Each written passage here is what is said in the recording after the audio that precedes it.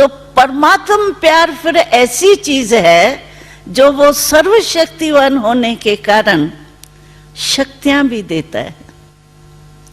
सहन करने की शक्ति चाहिए, सामना करने की शक्ति चाहिए।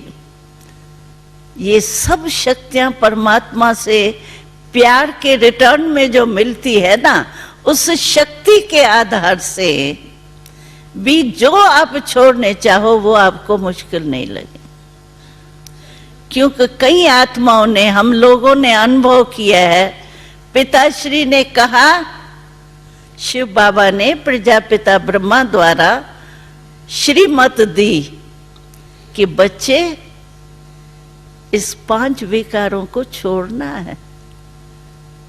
बहुत जन्मों के संस्कार होने के कारण सुनने से बहुत लगता है मुश्किल, कैसे छूटेगा ये? क्रोध नहीं चाहते भी हो जाता है, कैसे छूटेगा? पता ही नहीं पड़ता है। जिस समय क्रोध आता है उस समय परवश क्रोध के ऐसे हो जाते हैं जो पता ही नहीं पड़ता है मैं क्या बोल रहा हूँ, क्या कर रहा हूँ। छूटना तो बड़ी मुश्किल बात है।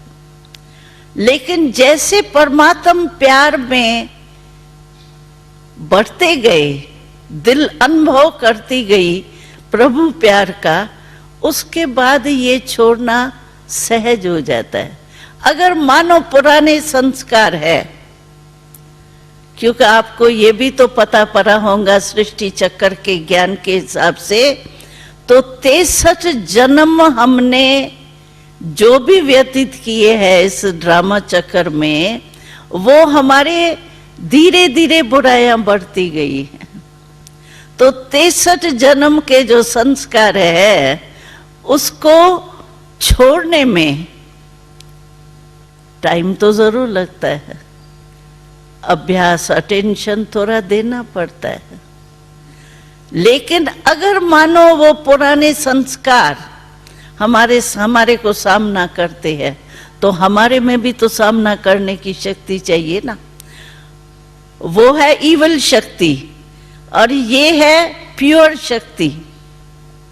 परमात्म प्यार की शक्ति प्योर शक्ति है और वो है ईविल की शक्ति, बुराई की शक्ति। तो बुराई की शक्ति से तो जो परमात्म शक्ति है, अच्छाई की शक्ति है, वो तो श्रेष्ठ है ही ना। अगर बीच बीच में कभी वो बुराई फिर से इमर्ज हो भी जाती है, होता है ऐसे, जैसे वो दबी हुई चीज होती है वो कभी कभी निकल आती है ना, तो ऐसे पुराने संस्कार जो 63 जन्म के है वो कभी कभी इमर्ज भी हो जाते हैं। लेकिन परमात्मा प्यार द्वारा, परमात्मा के वरदान द्वारा, परमात्मा के सर्वशक्तिवान से शक्ति आत्मा में बढ़ने के कारण उस संस्कार को फिर समाप्त कर देते, सामना करने की शक्ति द्वारा वो संस्कार दब जाते हैं, फिर प्रभु प्रेम में लवलीन हो जाते।